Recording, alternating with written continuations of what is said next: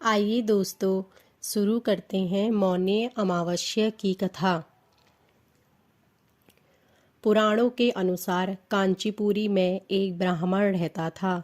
उसका नाम देवस्वामी तथा उसकी पत्नी का नाम धनवती था।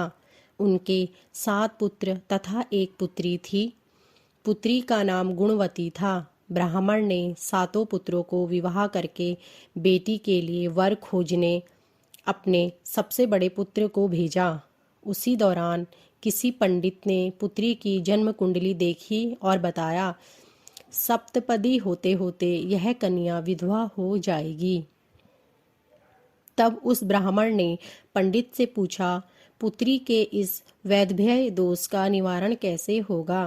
पंडित ने कहा, सोमा का पूजन करने से वैधव्य दोष दूर होगा।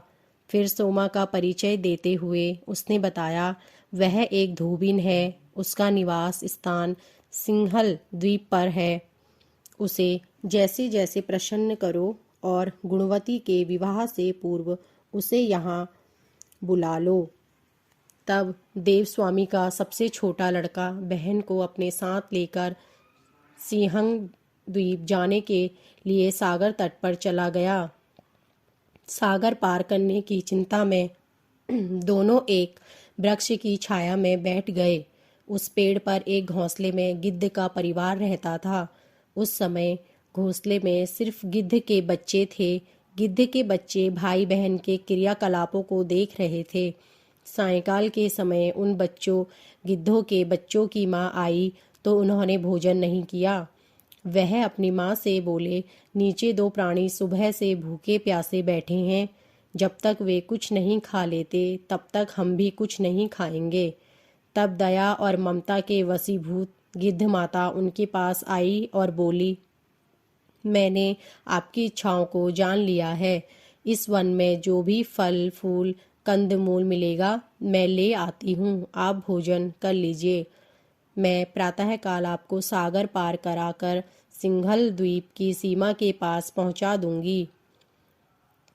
और वे दोनों भाई बहन माता की सहायता से सोमा के यहाँ जा पहुँचे। वे नित्य प्रातः उठकर सोमा का घर झाड़ कर लीप देते थे।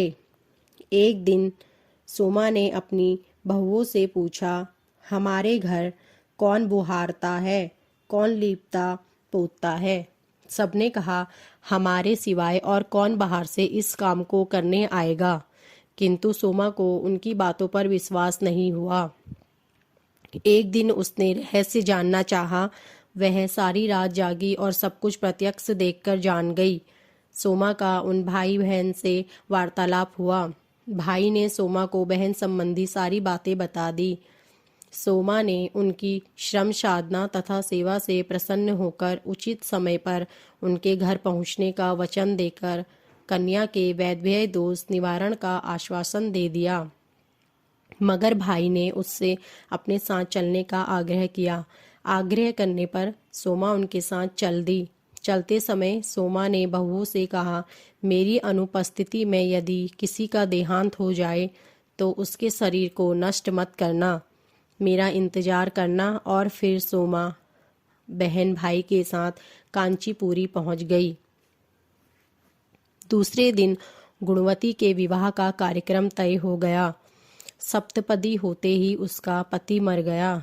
सोमा ने तुरंत अपने संचित पुण्यों का फल गुणवती को प्रदान कर दिया। तुरंत ही उसका पति जीवित हो उठा। सोमा ने उन्हें आशीर्वाद देकर अपने घर चली गई। उधर गुणवती को पुण्य फल देने से सोमा के पुत्र जा माता तथा पति की मृत्यु हो गई। सोमा ने पुण्य फल संचित करने के लिए मार्ग में अश्वत्थ पीपल वृक्ष की छाया में विष्णु जी का पूजन करके 108 परिक्रमाएं की। इसके पूर्ण होने पर उसके परिवार के मृतक जन जीवित हो उठे। निष्काम भाव से सेवा का फल मधुर होता है। इस व्रत का यही लक्ष्य है। तो दोस्तों, कैसी लगी आपको ये कथा? प्लीज़ कमेंट बॉक्स में ज़रूर बताइएगा और इसी प्रकार की कथाएं सुनने के लिए हमारे साथ बने रहिए और चैनल को लाइक एंड सब्सक्राइब कीजिए। आप सभी का धन्यवाद।